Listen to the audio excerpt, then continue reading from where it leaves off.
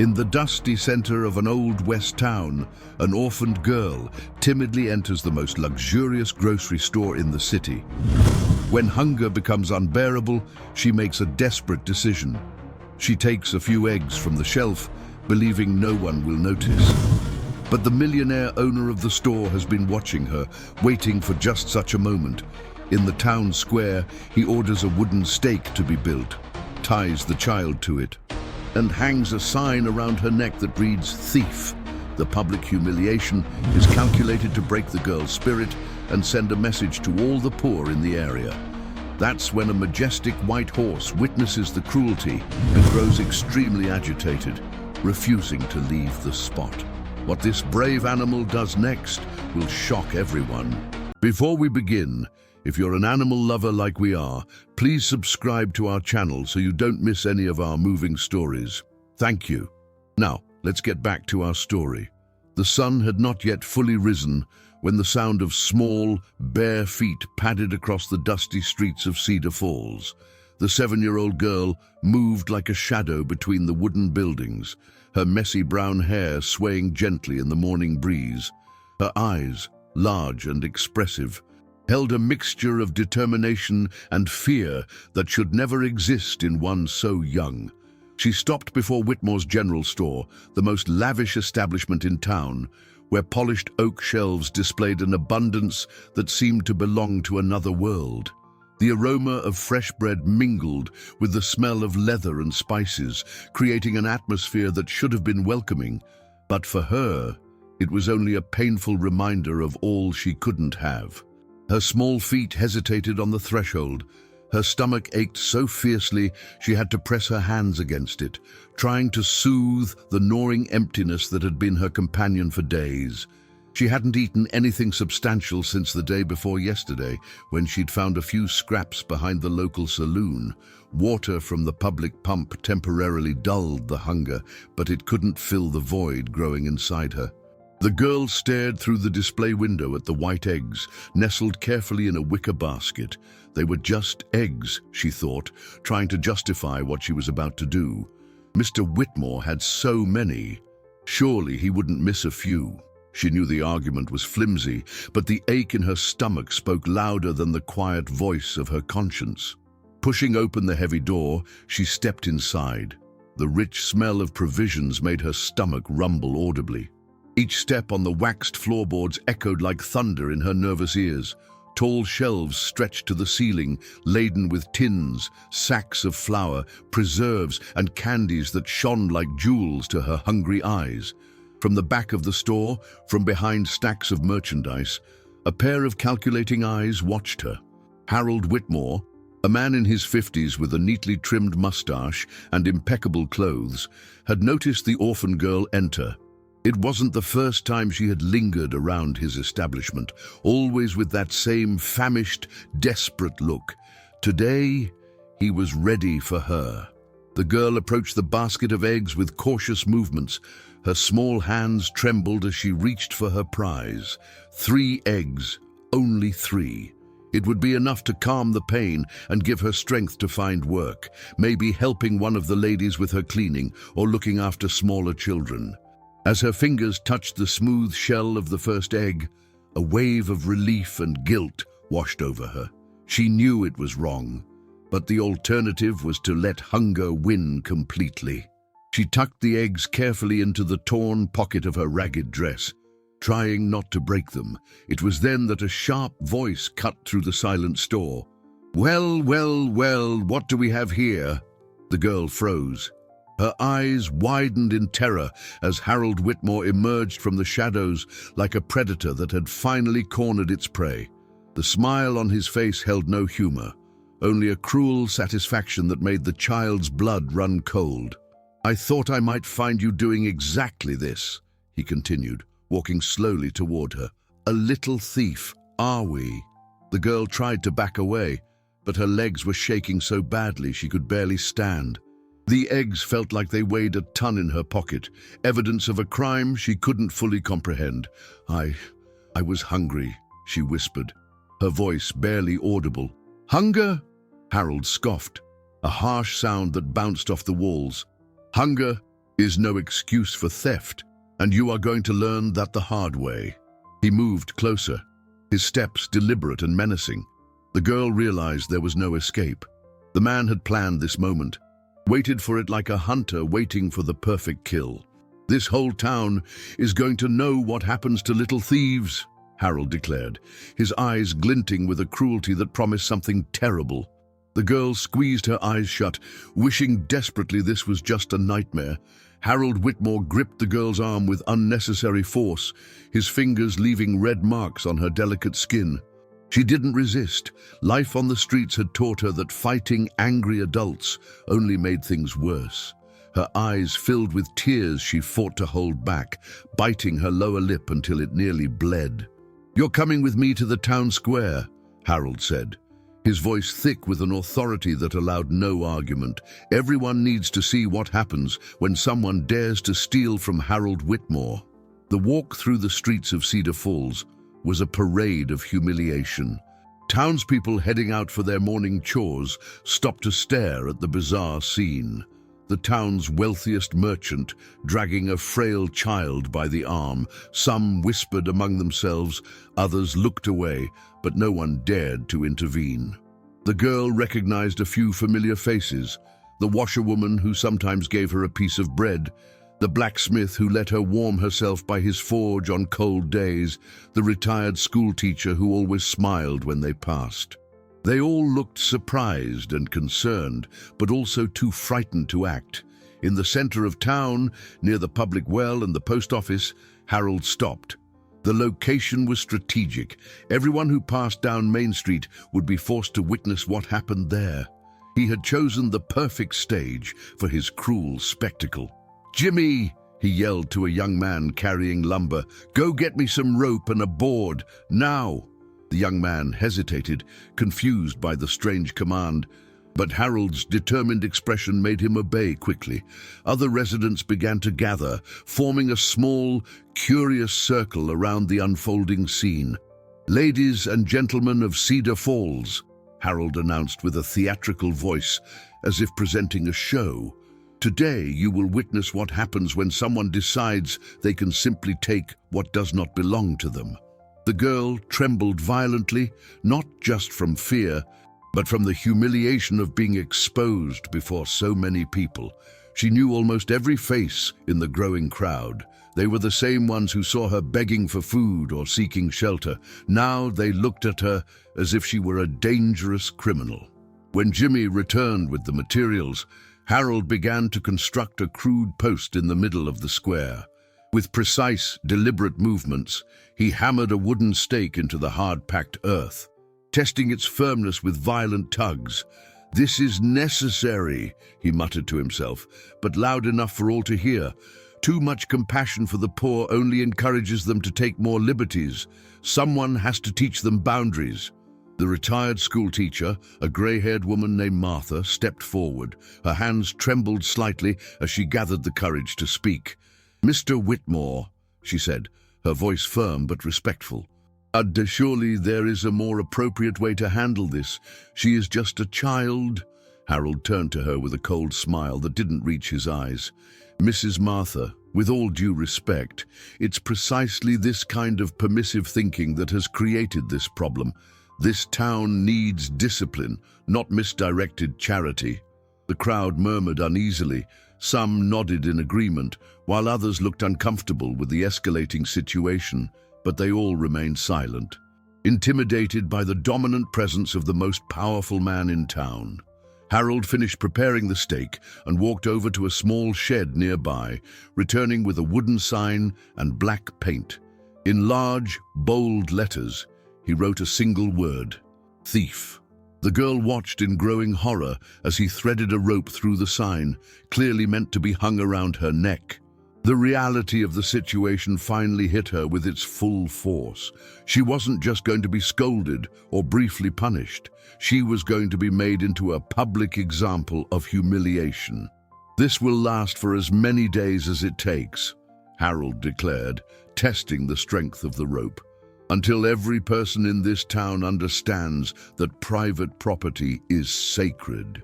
The girl looked desperately at the faces in the crowd, searching for any sign that someone would help her. But she found only expressions of pity mixed with fear. 10 miles from Cedar Falls, on a modest homestead surrounded by green pastures, a man in his 60s carefully brushed the mane of his white horse.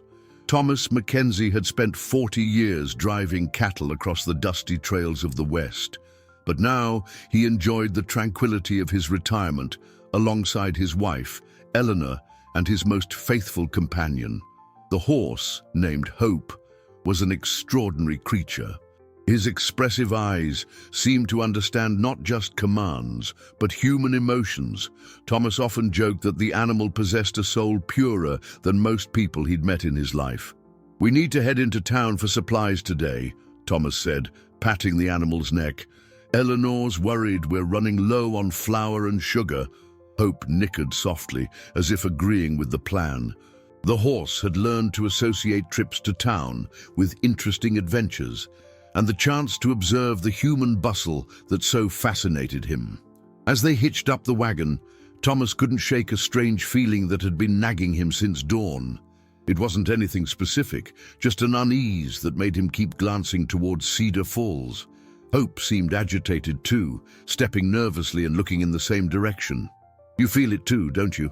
"Old friend," Thomas murmured, noting the horse's unusual behavior. The journey to town passed in contemplative silence. Thomas had developed a philosophy of life based on compassion and true justice during his years on the trail. He believed deeply that a man's strength should be used to protect the weak, not to oppress them. As they neared Cedar Falls, Hope began to show increasing signs of agitation. His ears twitched constantly. Picking up sounds Thomas couldn't distinguish, the horse slowed his pace and began to snort, clearly disturbed by something ahead. "What is it, boy?" Thomas asked, trying to calm the animal with gentle strokes. As they approached the town center, an unusual crowd caught their attention.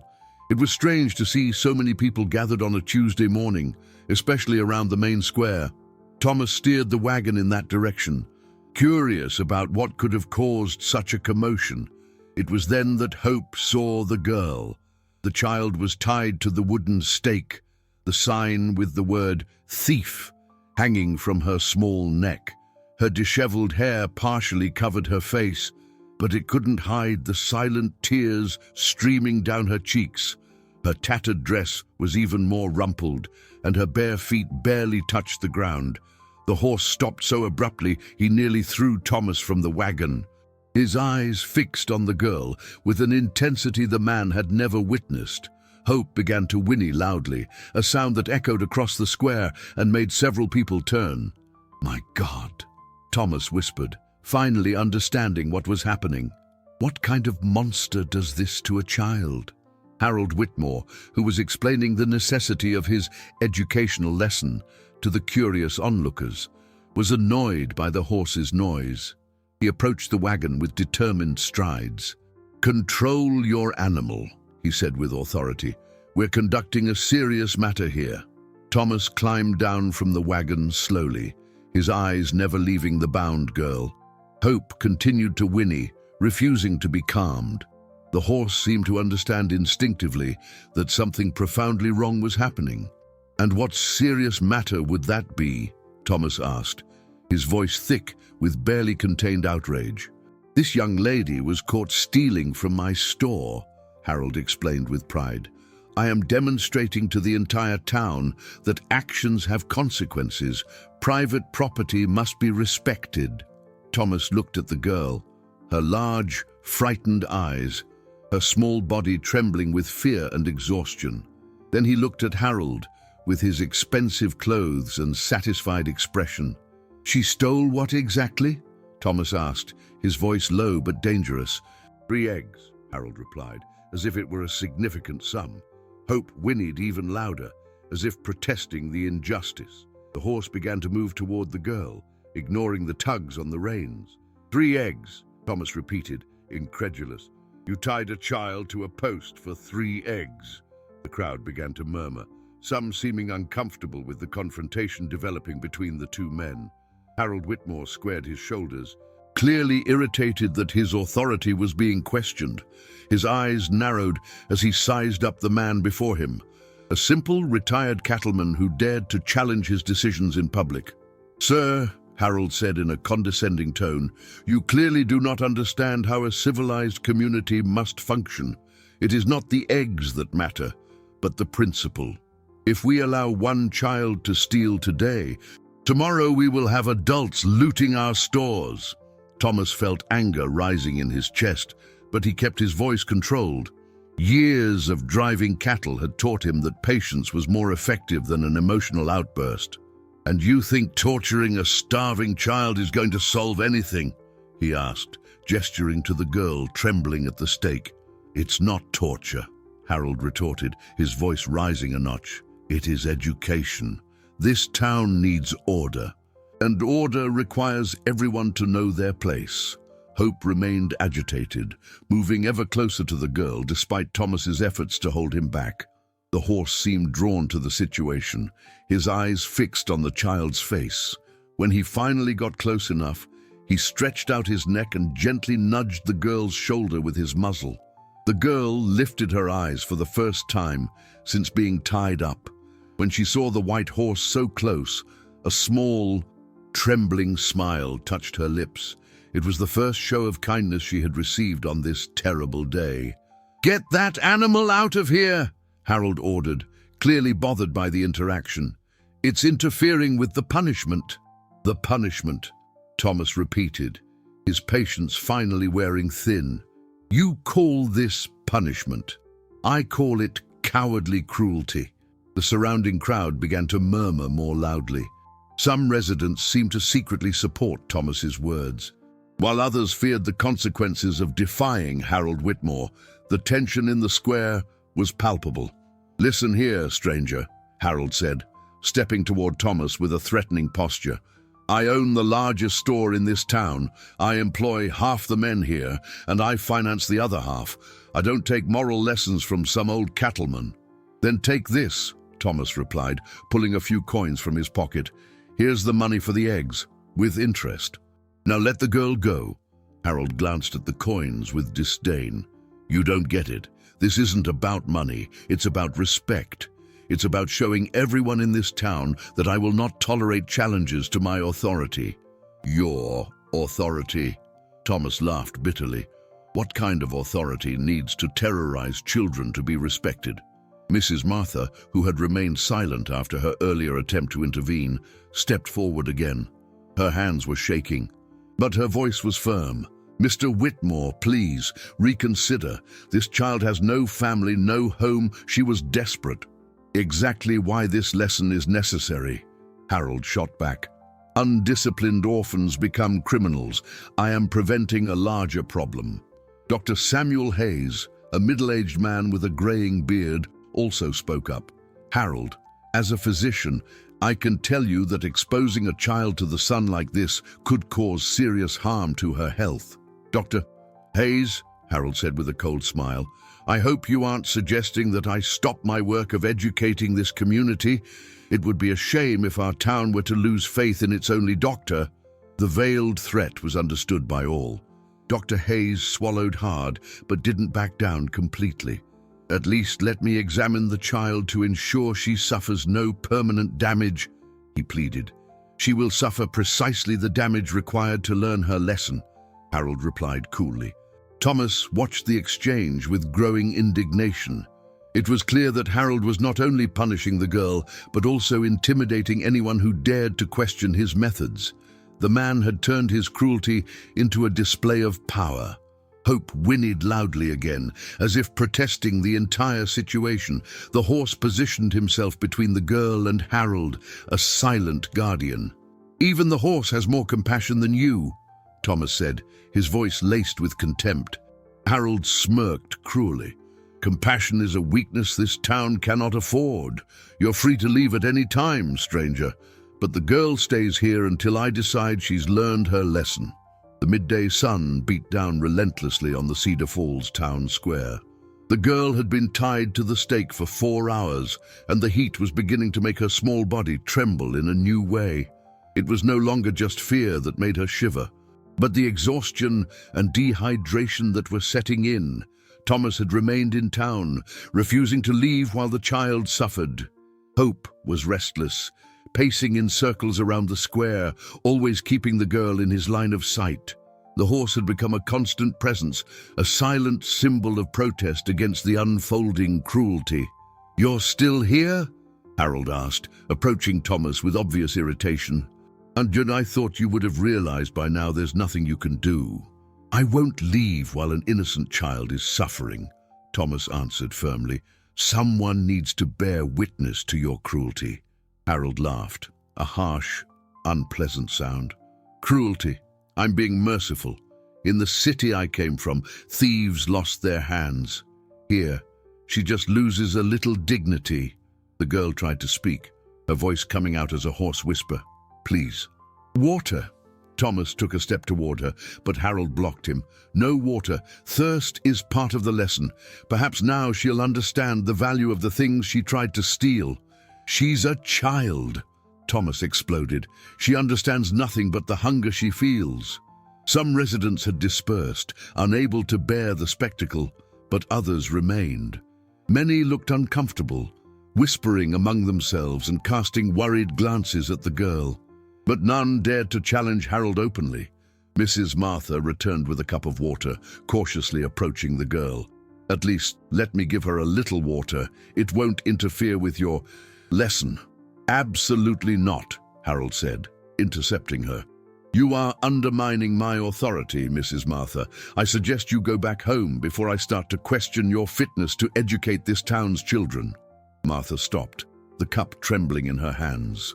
The threat was clear. Harold controlled not just the commerce, but also had influence over the jobs in town. Reluctantly, she retreated.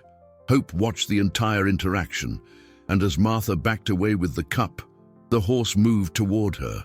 With gentle nudges of his muzzle, he pushed the cup toward the girl, as if he understood exactly what was happening. "Even the animal understands what's right," murmured Dr. Hayes, who had stayed nearby to monitor the child's condition. Harold was growing visibly annoyed with the attention the horse was attracting. "Thomas, control your animal, or I'll do it myself. Hope is free to go where he pleases," Thomas replied. "He has chosen to stay near the girl. Maybe you should ask yourself why." As the day wore on, more people passed through the square. Merchants from other towns, travelers on their way to distant destinations, local families running their errands. All of them stopped at the strange sight, a child tied up like a criminal while a white horse stood silent guard. A merchant from a neighboring town approached Harold. "What terrible crime did this child commit?" "Theft," Harold answered with pride. "Caught her red-handed, stealing eggs from my store." The merchant looked at the girl, then at Harold, clearly bewildered. "Eggs? How many eggs?" "3, Harold admitted. The merchant shook his head in disbelief. "In my town, we'd give a hungry child a scolding and some chores. This seems excessive." "Your town is clearly soft on criminals," Harold retorted. "We hold higher standards here." The merchant walked away quickly, clearly uncomfortable with the entire situation. He whispered something to his traveling companion, and both cast disapproving glances at Harold before continuing on their way. By late afternoon, the girl had fainted twice from the heat.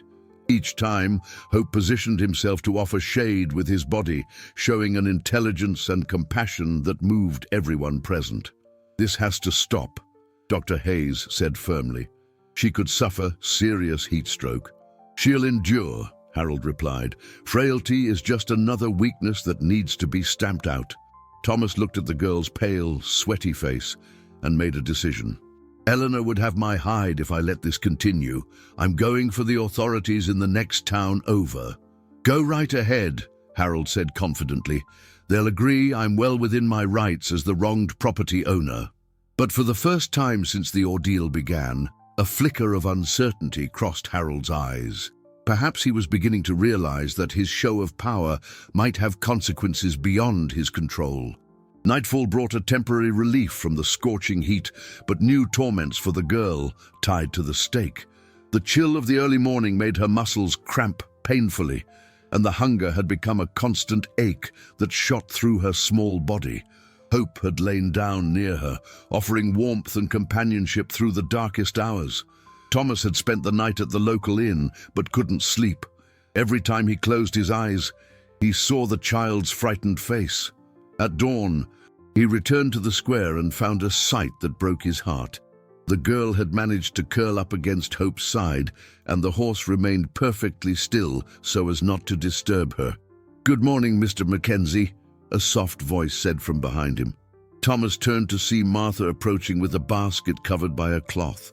Her eyes were red, as if she had been crying all night. "Mrs. Martha," he replied, "I see you couldn't sleep either." "How could I?" she whispered, looking at the girl. "I have a granddaughter her age. I can't stop imagining if it were her." Martha discreetly opened the basket, revealing a few rolls and a bottle of water. "I brought this for her, but Harold said he'll be back soon to inspect the situation." "Where did he spend the night?" Thomas asked. "At home, of course," Martha answered bitterly. "Sleeping comfortably while a child suffers in the open because of him." Other townspeople began to appear in the square. Dr. Hayes arrived early, carrying his medical bag.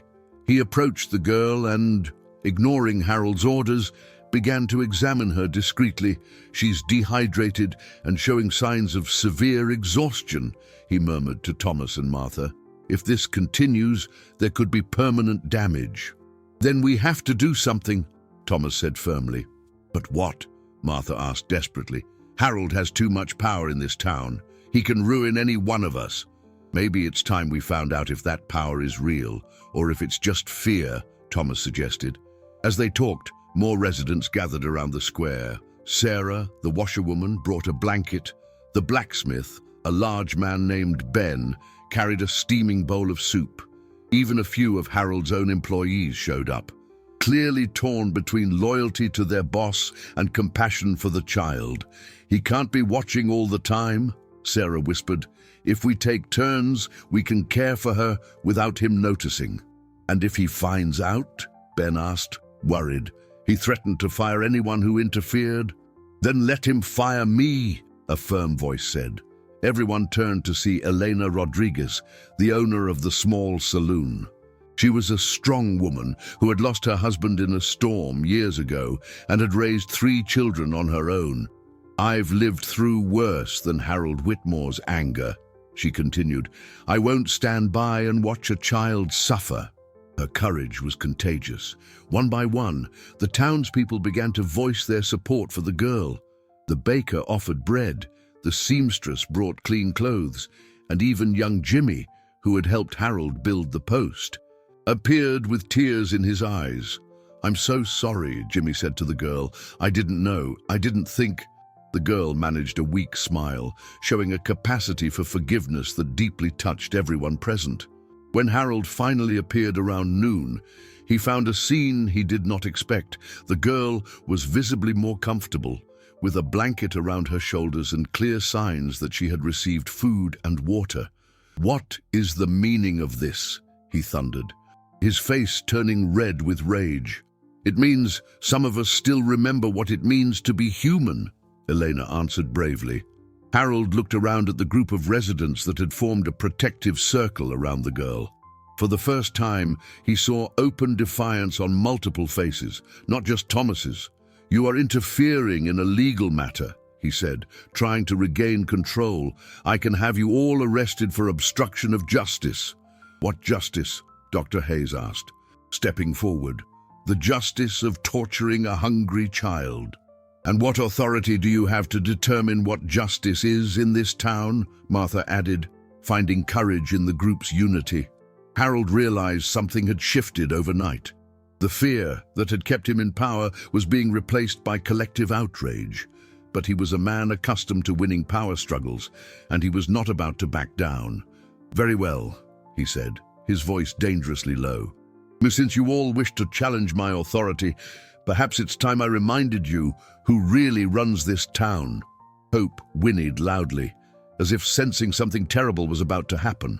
Harold disappeared from the square with furious strides. leaving a tense atmosphere in the air. Thomas watched the man walk away and felt a dark premonition. He knew men like Harold from his years on the trails. When cornered, they became even more dangerous. "Boy, he's going to try something worse," Thomas murmured to Elena. "Men like him don't take a public challenge lying down." Elena nodded grimly. "Then we need to be ready, and we need to find out more about our legal rights." As the townspeople spoke in hushed tones, the girl finally managed to speak a few coherent words. Her voice was weak, but clear enough for Thomas to hear. "My mother, she worked for him," she whispered, her eyes fixed on the ground. Thomas moved closer, kneeling beside her. "What did you say, little one?" "Mama worked at his house, cleaning and cooking," the girl continued, tears beginning to well up again. "She said he did bad things, with papers and money." Dr. Hayes drew near, intrigued. "When was this? Where is your mother now?" The girl shook her head sadly. "She disappeared many months ago. One night she said she was going to tell everyone about the bad things, and then she never came back." A heavy silence fell over the group. Thomas felt a chill run down his spine. The story was taking a much more sinister turn than he had imagined. "What was your mother's name?" Martha asked gently. "Maria Santos," the girl replied. "She always said that important people came to visit Mr. Whitmore at night, and he kept special books that no one was allowed to see." Eleanor and Thomas exchanged a meaningful look. They had both noticed Harold's sudden increase in wealth over the last couple of years, but had never questioned its source.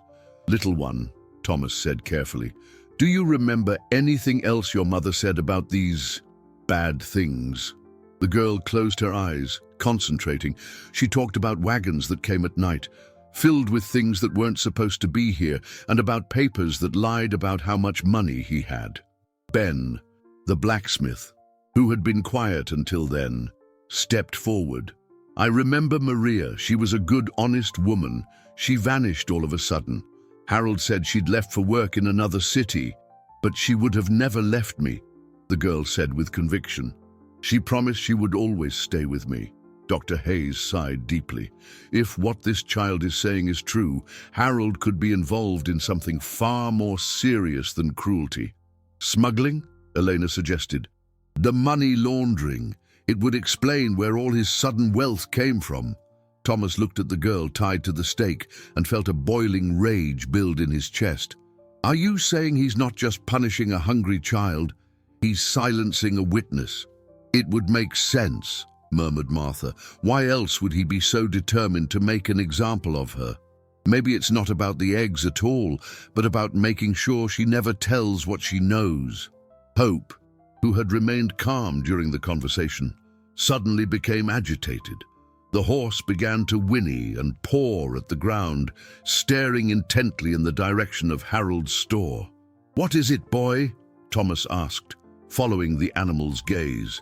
In the distance, they could see Harold returning, but he was not alone. 3 men accompanied him, rough types who were clearly not from Cedar Falls. They carried sidearms, and their expressions were menacing. "A doom, hired guns," Ben whispered, recognizing the type immediately. Elena felt fear clutch at her stomach. This means he's desperate, and desperate men do terrible things. Thomas rose slowly, his hands instinctively checking the position of his own sidearm. Years of driving cattle through dangerous territory had taught him to recognize when a situation was about to explode. "We need to get the girl out of here," he said urgently. "Now." "But how?" Dr. Hayes asked. "She's tied up, and they're coming right for us." It was then that the girl spoke again, her voice gaining strength for the first time in 2 days. "There's one thing Mama told me never to forget," she said, looking directly at Thomas. "She hid something that would prove he's a bad man. She said if anything happened to her, I should tell someone I could trust." "Where?" Thomas asked quickly, seeing Harold and his men drawing closer. "In the old barn, behind the church," the girl whispered. Under the 3rd loose floorboard. Harold was less than 50 yards away now, and his expression was darker than Thomas had ever seen. The 3 hired guns flanked the merchant like a deadly escort. "It seems our little demonstration of rebellion has come to an end," Harold shouted when he was close enough to be heard. "These gentlemen have come to help me maintain order in my town." The 3 gunslingers positioned themselves strategically around the square, their hands resting casually on their weapons. The leader, a tall man with a dark beard and a scar on his face, chewed tobacco as he assessed the situation with cold, calculating eyes. "Mr. Whitmore hired us to make sure order is kept," the man said, spitting on the ground near Thomas's feet. "It seems some of you have forgotten how to respect private property."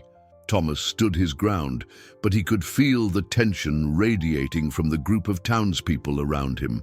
Elena took an instinctive step back, while Dr. Hayes discreetly shielded his medical bag. "The only thing we've forgotten is how to let cruelty disguise itself as justice," Thomas answered, his voice steady despite the numerical disadvantage. Harold smirked cruelly. "And I see you still don't understand your position, stranger. This is my town, these are my rules, and these men will ensure they are respected." Hope had positioned himself defensively between the gunman and the girl, his muscles tense and his ears alert. The horse seemed to instinctively understand that the danger had increased dramatically. "What exactly do you intend to do?" Martha asked, trying to keep her voice from shaking. "Simple," Harold replied. "You will all disperse and allow the punishment to continue without interference. Any attempt to disrupt it will result in unpleasant consequences." The bearded gunman took a step toward Elena. "You seem to be one of the vocal ones. Perhaps you need to learn a lesson about silence." "Leave her alone," said Ben the blacksmith, placing himself between the gunman and Elena. His trade had given him impressive muscles, but everyone knew physical strength was no match for a bullet. "How touching," Harold sneered, "but your protections have limits. These men don't have the same moral hesitations I've shown so far." Dr. Hayes glanced at the girl, who was watching everything with wide, terrified eyes. Her condition was already precarious, and the added stress could be fatal. "Harold, this has gone too far," the doctor said. "The child needs immediate medical attention. You could be committing a far more serious crime than any theft of eggs." "Crime?" Harold laughed loudly. "I am the law in this town, doctor, and the law says thieves must be punished." Thomas watched the dynamics carefully. The gunmen were professionals, but they were also mercenaries motivated only by money. Perhaps there was a way to use that to his advantage. "How much is he paying you?" Thomas asked the leader directly. The man with the scar grinned. "Enough to keep a few sodbusters in line." "And what if I offered you double to just ride away?" Harold cut in before the gunman could answer. "They don't just work for money, old man. They have a reputation to maintain, and I have other services I may need from them in the future." The mention of other services made Thomas recall the girl's revelations about Harold's illegal activities. It was clear the gunmen weren't just here to intimidate townsfolk, they were part of a larger operation. "So this is how you run your business?" Thomas asked. "Through fear and violence?" "I run my business through efficiency," Harold retorted. "And sometimes efficiency requires unpleasant measures." The girl tried to speak, but her voice was a mere whisper. Thomas leaned in to hear her better, ignoring the threatening glares from the gunman. "He's scared," she murmured. "Mama said bad men get most dangerous when they're scared." Thomas gave an almost imperceptible nod. The child was right. Harold was acting out of desperation, not strength. That made him more dangerous, but also more prone to making mistakes. "Listen, everyone," Harold said, raising his voice for the whole square to hear. "This display of civil disobedience ends now. Anyone who interferes with the punishment of this thief will be considered an accomplice to her crimes." "And if we refuse?" Elena asked bravely. The scarred gunman answered for Harold. "Then you'll find out there are far worse punishments than being tied to a post." Martha looked at the girl and felt tears welling in her eyes. "This can't be happening, not in this town." This town is exactly what I make it, Harold said. And if you don't like it, you're free to leave. Thomas realized Harold was trying to isolate the girl, to remove any support she might have. It was a cruel but effective tactic. Alone, the child would have no one to tell her story or reveal the secrets her mother had discovered. Very well, Thomas said finally, but I'm not leaving. If you want to intimidate a child, you'll have to do it in my presence. Harold studied the determined face of the retired cattleman. You're more stubborn than I thought, but stubbornness can be a fatal flaw in certain circumstances. Hope whinnied loudly, a sound that rang through the square like a battle cry. The horse had made his own decision about where his loyalties lay. The tension in the square had reached a breaking point when an unexpected distraction arose. A group of merchants arrived in town from the east, their wagons loaded and in need of supplies. Harold, realizing that the presence of outside witnesses could complicate his situation, waved for the gunman to step back slightly. Keep an eye on them, he muttered to the leader, but don't do anything to draw unnecessary attention for now. Thomas saw his opportunity. While Harold was distracted greeting the merchants and trying to feign normalcy, he whispered quickly to Dr. Hayes. Doctor, do you know the old barn behind the church? Yes. Why? The doctor replied in a low voice. I need you to keep watch here. If anything happens to me, make sure Elena knows about the third loose floorboard. Dr. Hayes nodded grimly, understanding that Thomas planned to investigate the girl's claims. Be careful. These men won't hesitate to use violence. Thomas waited until Harold was completely absorbed in his conversation with the merchants. Hope seemed to intuitively understand what was happening.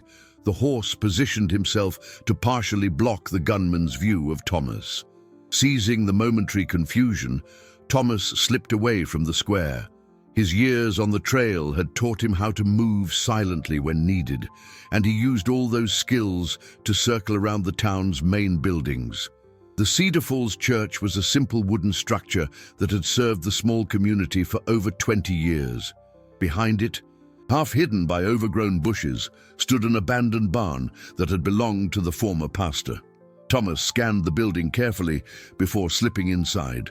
The floorboards were worn, and several were clearly loose. He started counting from the left wall, first board, second board, and then the third. When he pressed on it, the board gave way easily, revealing a hollow space beneath. His fingers found a package wrapped in oilskin.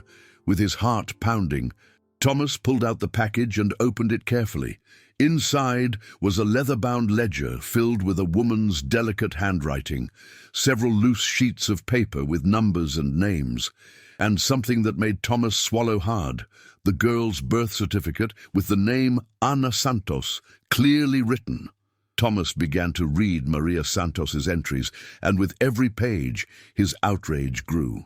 The woman had meticulously documented Harold's illegal activities, late-night meetings with smugglers, falsification of business records, intimidation of other merchants, and even bribery of visiting officials. One particular entry caught his eye. Harold found out I know about the night shipments. He threatened me today, said people who ask too many questions sometimes disappear. I'm afraid, but I must protect Anna. If something happens to me, at least this proof will remain. The last entry was dated just 3 days before Maria's disappearance. Harold has set a meeting with me tonight. He says he wants to resolve our situation. I have a terrible feeling. If I don't come home, at least Anna will know where to find the truth. Thomas closed the ledger with trembling hands. The evidence was devastating. Harold wasn't just cruel. He was enmeshed in a web of criminal activity that stretched far beyond Cedar Falls. He heard footsteps approaching and quickly tucked the package inside his shirt. Through a crack in the barn wall, he saw one of the gunmen searching the area around the church. "Damn it," Thomas muttered. They had noticed his absence sooner than he'd hoped. Waiting for the gunman to move away, Thomas slipped out the back of the barn and circled the church from the opposite side. He had to get back to the square before his absence was officially noted. But he now carried information that could change everything. When he returned to the square, he found an even more tense scene. The merchants had left, and Harold was visibly agitated. His eyes were constantly searching for Thomas, and when he finally spotted him, a look of suspicion crossed his face. "Where have you been?" Harold demanded. "Tending to personal business," Thomas replied calmly. "Unless you control that in this town, too." The scarred gunman approached Harold and whispered something in his ear. Thomas realized they must have figured out he'd been at the barn. "Interesting," Harold said, a dangerous smile playing on his lips. "It seems our cattleman friend has a curiosity for places he shouldn't be." The girl looked at Thomas with hopeful eyes. She didn't know what he had found, but she could sense that something had changed. "Find anything interesting in your explorations?" Harold asked, his voice laced with menace. Thomas kept his expression neutral, but his hand instinctively moved to where the package was hidden under his shirt. "Just getting the lay of the land.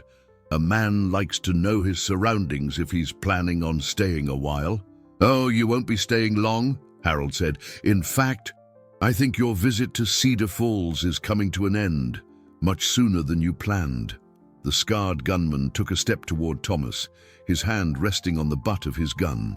The atmosphere in the square was electric with tension as Thomas made a risky decision. The evidence he carried was too powerful to keep secret, especially with the girl's life in imminent danger.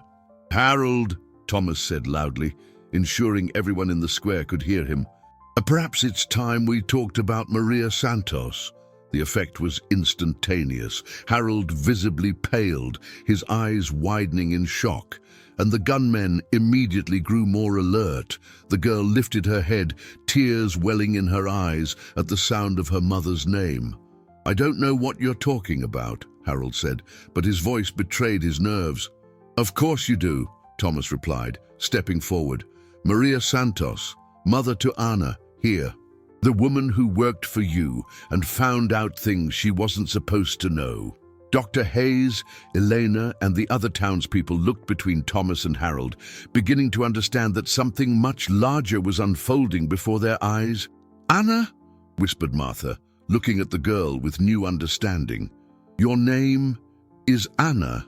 The girl nodded weakly. It was the first time in days anyone had called her by her name. Harold quickly regained his composure, but Thomas could see the thinly veiled panic in his eyes. "Even if such a woman worked for me, it has no bearing on the current situation."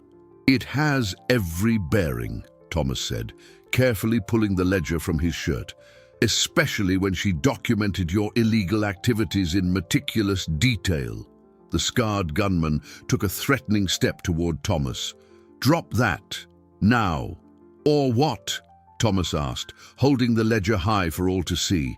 "You'll shoot me in front of the whole town. How would you explain that to the authorities?" Elena immediately grasped the importance of the moment. "Thomas, what's in that ledger? Proof of smuggling, document forgery, bribery of officials, and the systematic intimidation of anyone who threatened to expose Harold," Thomas answered clearly.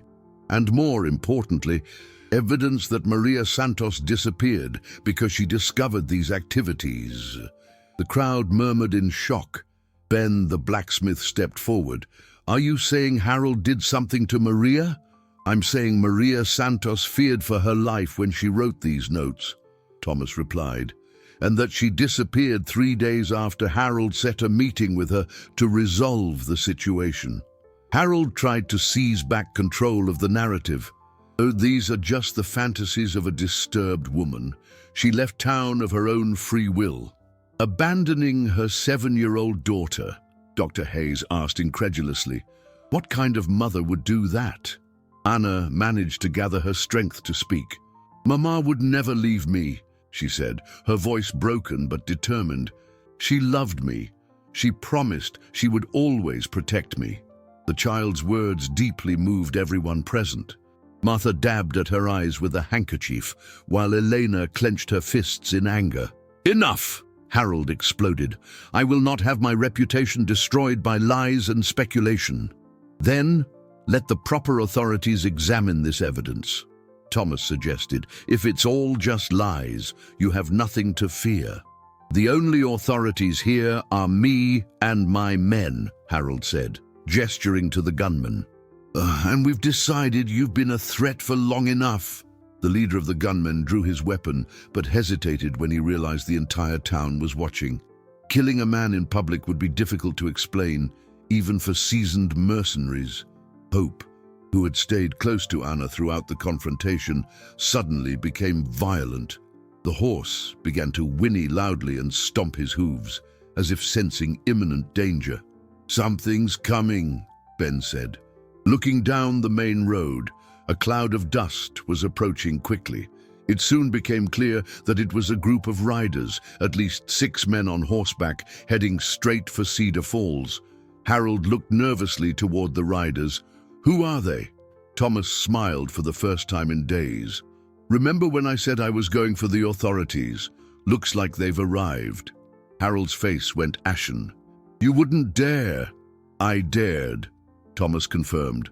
"Last night, I sent a message to the county sheriff about a child being publicly tortured. Apparently, he took the matter seriously." The gunman glanced nervously at Harold, clearly uncomfortable with the prospect of facing legitimate lawmen. Mercenaries preferred to operate in the shadows, not under official scrutiny. "This changes things," the scarred gunman muttered to Harold.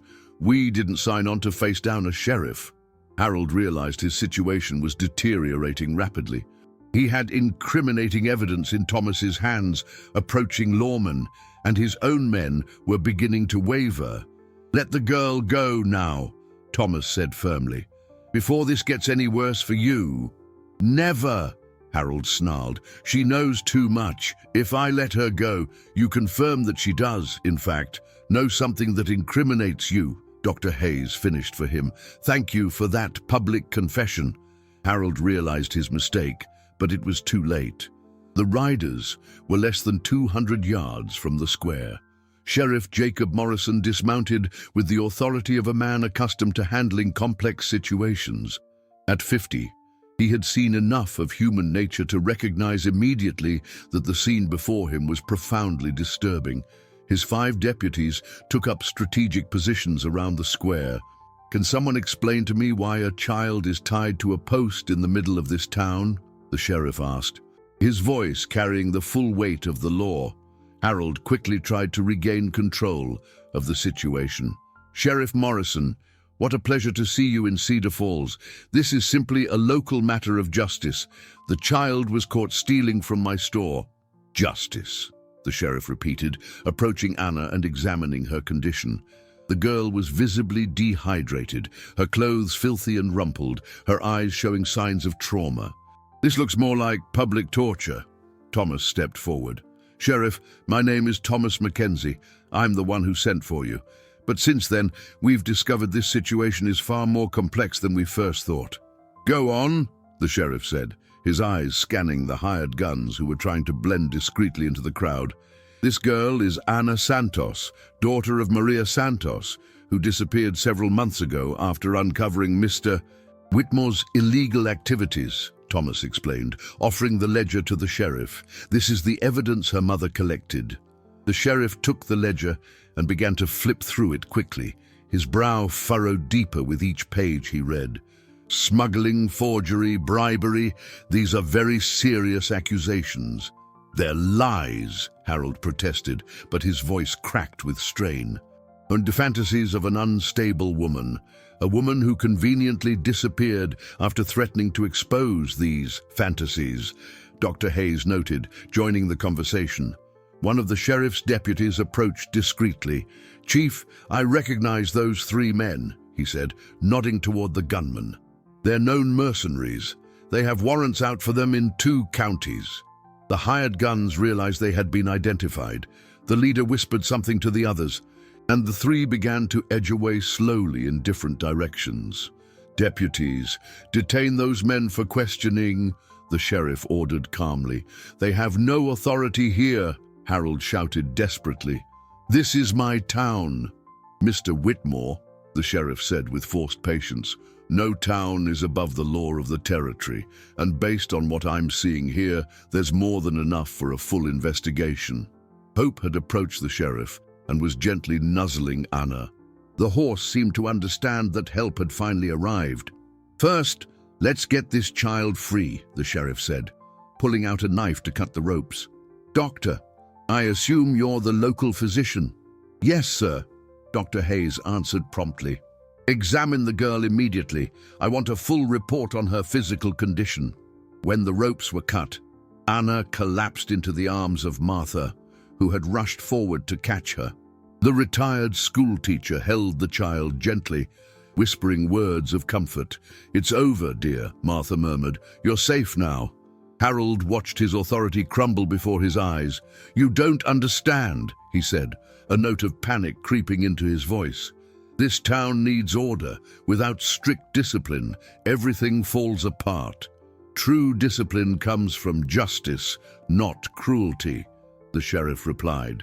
"And based on this evidence, you have some very serious questions to answer." Thomas spotted one of the gunmen trying to slip through the back of the crowd. "Sheriff, that one's trying to make a run for it." "Get him," the sheriff ordered his deputies.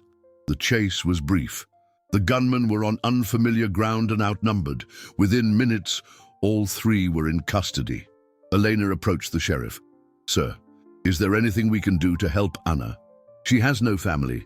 One thing at a time," the sheriff replied. "First, we need to establish all the facts. Then we'll deal with the child's welfare." Dr. Hayes finished his preliminary examination of Anna. Severe dehydration, sunburn, signs of emotional trauma. "She needs immediate care, but she will recover physically." "And emotionally?" asked Martha, still holding the girl. "That will take time," the doctor admitted. "But she's strong. She survived something that would break most adults." Harold tried one last desperate gambit. "Sheriff, you don't understand my position in this community. I employ half the people here. Without me, this town would die."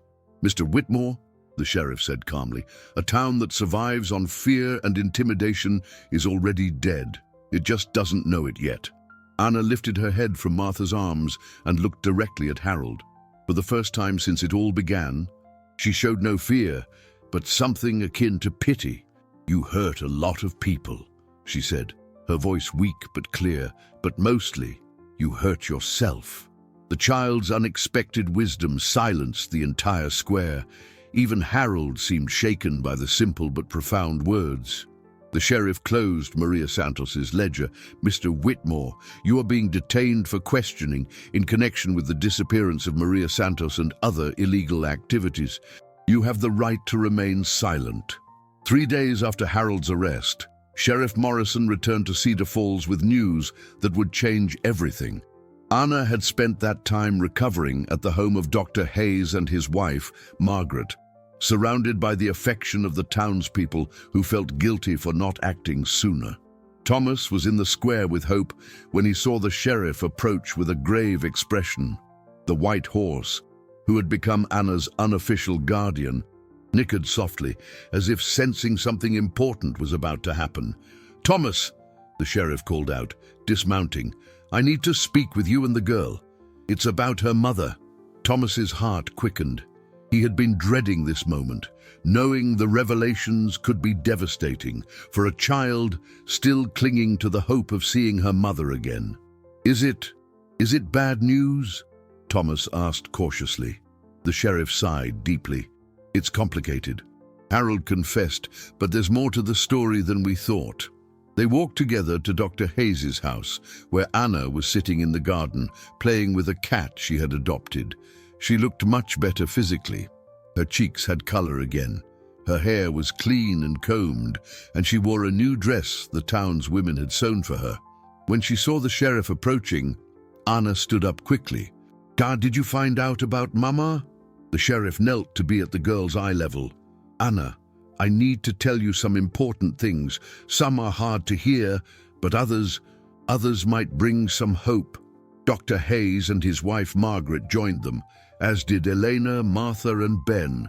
The small community that had formed around Anna wanted to be there to support her. Harold confessed that your mother discovered his illegal activities, the sheriff began gently. He admitted that he threatened her to try and silence her. Anna nodded grimly. Mama said he was a bad man. Your mother was very brave, the sheriff continued, but when she realized she was in real danger, she made a difficult choice. Thomas felt a pit in his stomach. What happened to her? Harold didn't hurt her, the sheriff said quickly, seeing the fear in Anna's eyes. But he told her that if she didn't leave town immediately, something terrible would happen to you, Anna. The girl's eyes filled with tears. She left to protect me.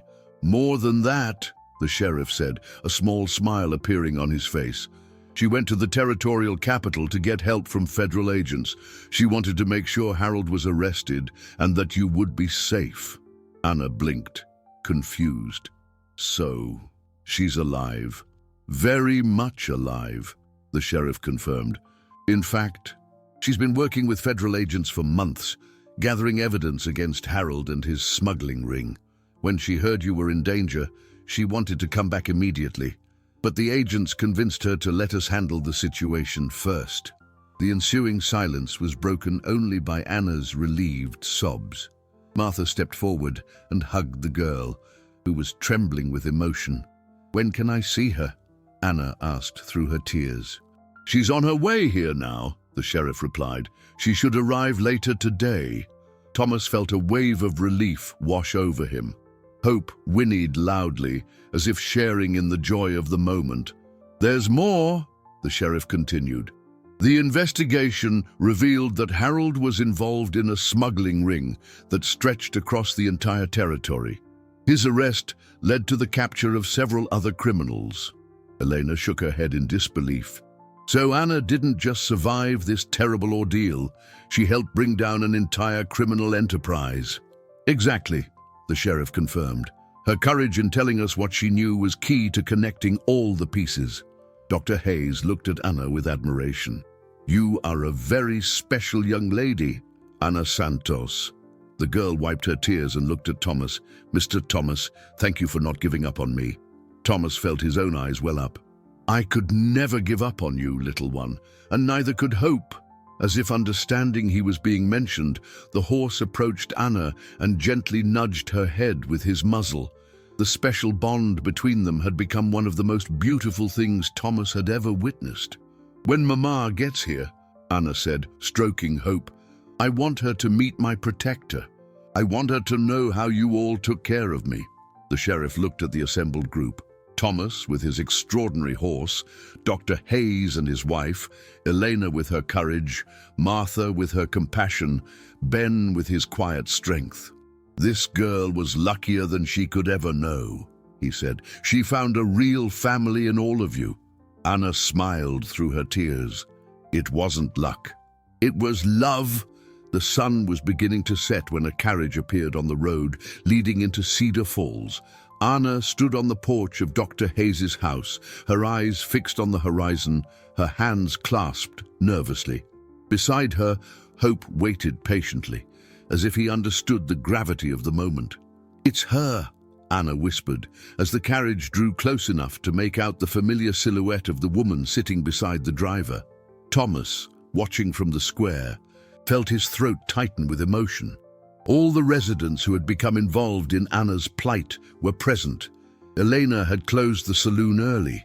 Martha had brought flowers from her garden. Ben had stopped his work at the forge, and Dr. Hayes and Margaret waited with eager smiles. When the carriage stopped, Maria Santos climbed down quickly, her eyes searching desperately for her daughter. She looked thinner, with new lines of worry around her eyes. But her brown hair shone in the late afternoon sun, and her expression was one of pure relief. "Anna!" Maria cried, running toward the porch. "Mama!" Anna responded, scrambling down the steps so fast she nearly tripped. Their reunion was a moment no one present would ever forget. Maria hugged her daughter as if she would never let go, tears streaming freely down her face. Anna clung to her mother's neck, sobbing with relief and joy. I knew you'd come back," Anna whispered between tears. "I knew you wouldn't leave me. Never, my darling." Maria replied, stroking her daughter's hair. "Every day away from you was agony, but I had to make sure you would be safe for good." Thomas approached respectfully, allowing mother and daughter their moment before introducing himself. "Mrs. Santos," he said softly, "I'm Thomas Mackenzie. It was a privilege to look after your daughter." Maria looked at Thomas with deep gratitude in her eyes. "The sheriff told me everything you did. How can I ever thank you for saving my daughter?" "No thanks are needed," Thomas replied. "Anna is an extraordinary girl. She showed more courage than most adults I've ever known." Anna turned to her mother, her face alight with pride. "Mama, I want you to meet Hope. He protected me when you couldn't be here." Maria looked at the white horse, who stood nearby like a silent guardian. Hope approached gently and nudged Maria's shoulder with his muzzle, as if formally greeting her. "Hello, Hope," Maria said, stroking the horse's neck. "Thank you for watching over my girl."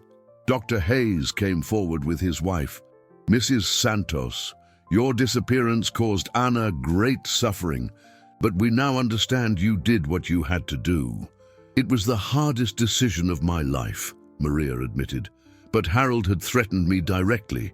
He said if I told anyone about his business, Anna would pay the price." Elena stepped forward. "So you went for help from federal authorities?" "Yes," Maria confirmed. "When I realized the evidence I'd gathered was part of something much bigger, I knew I needed help from people with real authority to stop Harold." Martha offered the flowers to Maria. "We're so sorry we couldn't protect Anna better after you left. She had to go through such terrible things." "You did more than you know," Maria said, accepting the flowers. "Anna told me about every one of you, how you came together to defend her, how you didn't abandon her when she needed it most." Ben the blacksmith, who rarely spoke in public, cleared his throat nervously.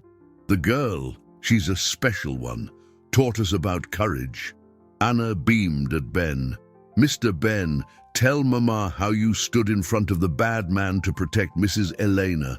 Maria looked at each face in the gathered group and understood that while she had been physically absent, Anna had found a true community of protection. "The sheriff told me Harold confessed to everything," Maria said, "that he'll be in prison for a very long time." "Not just him," Thomas added. "The entire smuggling ring has been dismantled. Your evidence was the key." "What now?" Anna asked, looking between her mother and Thomas. "What will happen to us?" Maria smiled, the first truly happy smile she'd had in months. "Now we rebuild our life together. And if these good friends will have us, we'd like to stay in Cedar Falls. This town has become special to us. Nothing would make us happier," Dr. Hayes said immediately. Elena nodded enthusiastically. "We need good people in this town, people who stand up for what's right." Thomas looked at Anna, then at Maria. "And Hope and I will be sticking around too, for a while at least. Seems we've found something special here ourselves."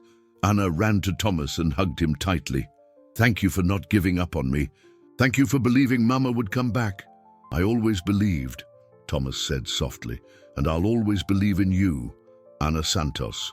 Hope nickered softly, as if sealing a promise. The family was reunited.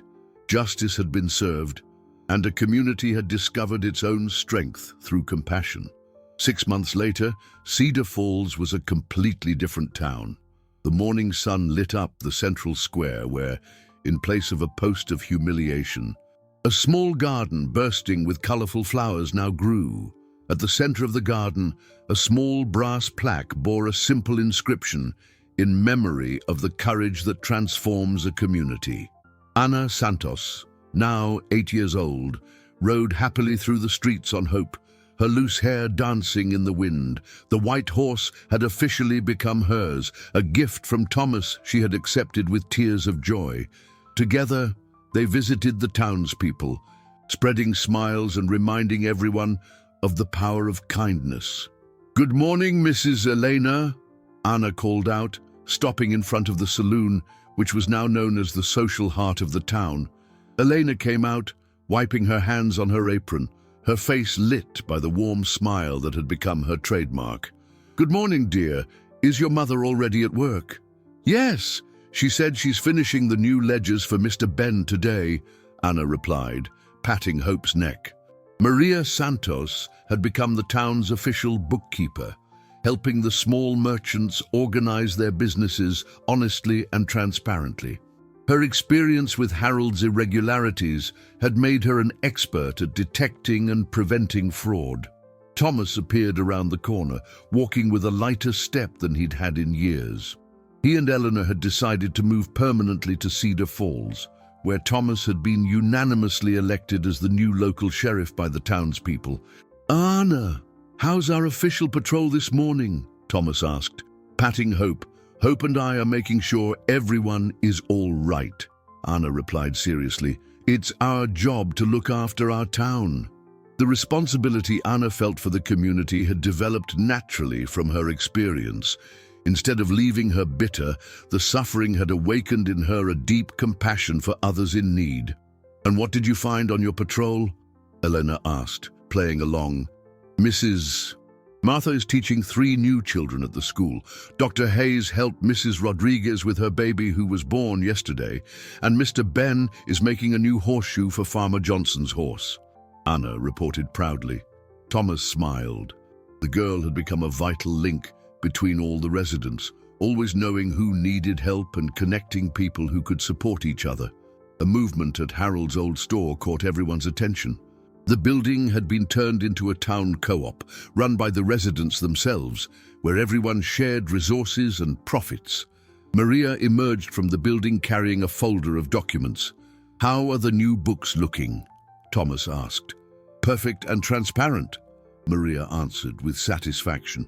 "It's amazing how a business can thrive when it's built on honesty." Anna slid off Hope and ran to hug her mother. "Mama, Mr. Thomas said he can teach me to be a better rider this afternoon." "Of course, dear, but you have your lessons with Mrs. Martha first," Maria reminded her, stroking her daughter's hair. Dr. Hayes appeared in the square, carrying his medical bag. "Good morning, everyone. Anna, how are you feeling today? Any aches or pains?" "None, doctor," Anna replied cheerfully. "Hope and I are strong as oxen." The doctor laughed. Physically, Anna had completely recovered from her ordeal. Emotionally, with the support of her adopted town family, she had not just healed, but had grown in wisdom and compassion. "Dr. Hayes," Anna said thoughtfully, "can I ask a question?" "Of course, dear." "Do you think Mr. Harold learned anything in prison?" The question surprised all the adults. Even after everything she had been through, Anna still showed concern for the well-being of the man who had hurt her. Thomas knelt beside Anna. "Why do you ask that?" "Because Mama always said that bad people sometimes just need to learn how to be good," Anna explained.